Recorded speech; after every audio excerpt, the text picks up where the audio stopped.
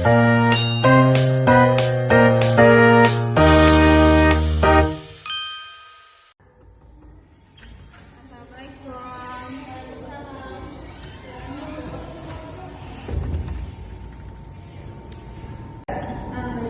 duduk. Baik Bu, sebelumnya perkenalkan nama saya Najwa Bajana. Saya di sini sebagai konselor gizi di Rumah Sakit Siti Rahmani. Sebelumnya boleh perkenalan diri terlebih dahulu. Baik Bu, saya Baiklah Ibu, sebelumnya Ibu kesini atas dari rekomendasi dokter atau gimana? dari rekomendasi dokter. Boleh saya lihat berkasnya Bu?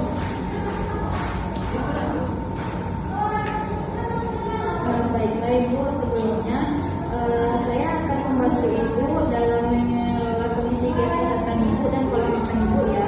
Di sini saya akan membahas tentang keluhan Ibu dan apa yang Ibu rasakan ya Bu. Jadi di sini apakah Ibu sudah paham tentang tujuan konseling kita Bu? Ya, saya mengerti. Saya memang merasa khawatir dengan kolesterol saya yang tinggi, sering pusing dan lelah. Selain itu, saya juga tidak punya banyak waktu untuk memasak. Jadi, makanan saya kebanyakan yang siap saji. Baiklah Ibu, terima kasih ya Ibu. Ibu sudah mau berbagi informasi. Mari kita melakukan pengukuran berat badan Ibu.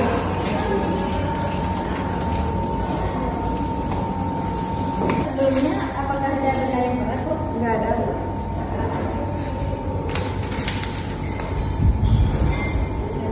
Selanjutnya kita melakukan badan badan. Kakinya udah di Udah ya, Bu.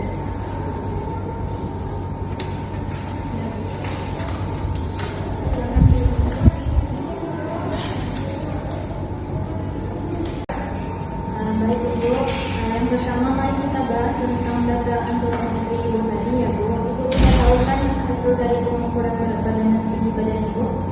Udah, saya 78 kg dan tinggi saya 165 cm. Nah, jadi Bu dari data yang kita dapatkan tadi, di sana IMT Ibu sekitar 28,7 kg per meter, yang dimana itu termasuk kategori kelebihan berat badan Bu.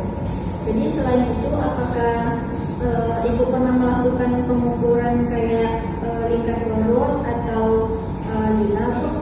Belum, baru cek berat dan tinggi saja. Baik Bu, nanti kita bisa melakukan pemeriksaan tambahan di kunjungan selanjutnya Bu. Sekarang mari kita bicarakan hasil pemeriksaan lab Ibu, dan di sini hasil lab Ibu menunjukkan bahwa kolesterol Ibu itu 280 Bu, dan trigliserida Ibu 270. Nah di sini semua nilai Ibu berada di atas batas normal Bu. Ya, saya tahu itu tinggi. Sebelumnya pernah minum obat tapi tidak konsisten, dan sekarang saya merasa pusing, migrain, dan cepat lelah. Baik Bu, saya turut prihatin mendengarnya Bu. Apakah Ibu ada keluhan lain Bu, seperti nyeri dada atau kesulitan bernafas Bu?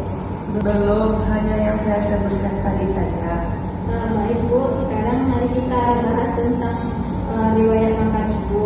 Nah di sini dari informasi yang Ibu berikan, sarapan biasanya itu nasi uduk dengan gorengan dan minum kopi ya Bu?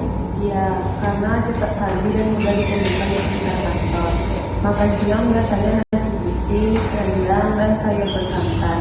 Cemilan sering gorengan atau kue manis. Dan makan malamnya biasanya diidupkan dengan telur atau bakso. Saya juga jarang makan buah. Terima kasih Ibu. Sekarang kita membahas tentang riwayat personal Ibu. Pekerjaan Ibu sebagai bankir ya Bu. Seberapa banyak waktu yang Ibu miliki untuk melakukan aktivitas fisik atau memasak? Ya, pekerjaan saya cukup padat, sering keluar kantor dan pulang malam. Jarang ada waktu untuk olahraga atau memasak sendiri. Jadi lebih mudah membeli makanan jadi. Baik Ibu, berdasarkan data yang telah kita kumpulkan, Di sini kita simpulkan dulu ya Bu kalau kondisi Ibu saat ini. Jadi di sini diagnosis gizi Ibu itu dislipidemia dengan risiko tinggi penyakit kardiovaskular terkait pola makan tidak sehat, kelebihan berat badan dan kurang aktivitas fisik. Oh begitu ya, saya memang kurang tahu tentang makanan apa yang cocok untuk saya. Baik Ibu, di sini saya akan membuat rencana intervensinya. Sebelumnya saya membutuhkan waktu. Nanti sembari saya menentukan intervensi gizi Ibu, apa Ibu mau boleh membaca buku foto makanan dulu? Baik Bu, terima kasih Bu.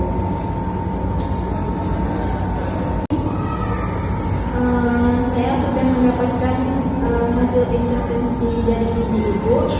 Bisa dijelaskan yang pertama di sini tentang kebutuhan gizi Ibu itu untuk perhariannya ada 1.800 ataupun 200 kalori per hari. Itu untuk membantu menurunkan berat badan Ibu. Terus yang kedua ada kebutuhan protein Bu, itu diperlukan sekitar 60 sampai 70 gram per harinya Bu. Terus yang ketiganya ada kebutuhan lemaknya Bu, itu maksimalnya 50 gram per hari dengan fokus pada lemaknya Bu, yaitu contohnya bisa dari jagung atau alpukat ataupun kacang almond Bu. Tapi di sini Bu harus menghindari lemak jenuhnya Bu, seperti dari gorengan tadi Bu. Terus selanjutnya ada kebutuhan karbohidratnya Bu, di sini ada 200 sampai 250 gram per hari. Dari sumber karbohidratnya seperti nasi merah, jagung ataupun ubi jalan. Nah di sini saya akan membagikan contoh menu yang praktis yang bisa Ibu siapkan dalam waktu yang singkat, ataupun bisa pesan dari catering sehat. Di sini saya juga akan merekomendasikan aktivitas ringan Ibu seperti berjalan cepat selama 30 menit setiap hari atau naik tangga di kantor. Bagus ya, saya butuh contoh menu yang tidak ribet. Catering sehat juga bisa saya pertimbangkan. Baik Ibu. Selanjutnya, sekarang mari kita sepakati ya Ibu tentang komitmen yang kita buat tadi. Di sini apakah Ibu Mega bersedia Bu?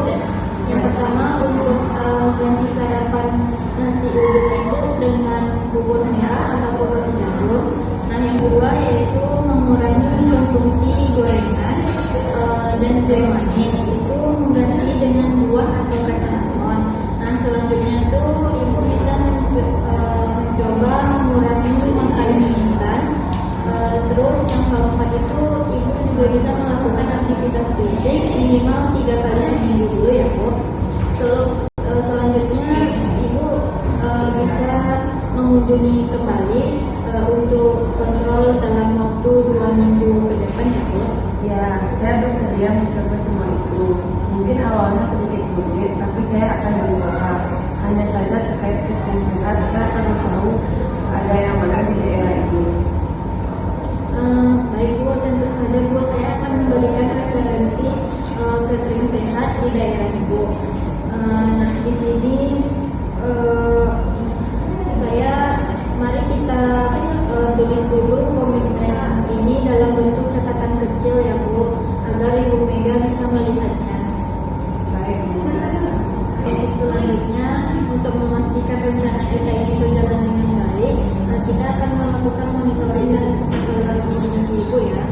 Yang pertama Bu Mega bisa mencatat pola makan dan aktivitas fisik setiap hari di buku catatan ataupun di aplikasi sederhana Bu.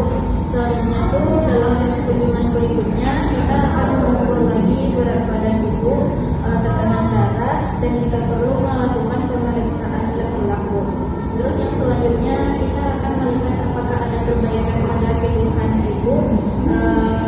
Selanjutnya kita juga melihat perkembangan yang sudah saya catat dalam rekam medis Ibu untuk memastikan pelayanan yang konsisten Bu. Apakah Bu Mega punya pertanyaan sebelum mengakhiri konseling hari ini, Bu? Tidak ada lagi. Terima kasih banyak Pak. Semoga yang mendengar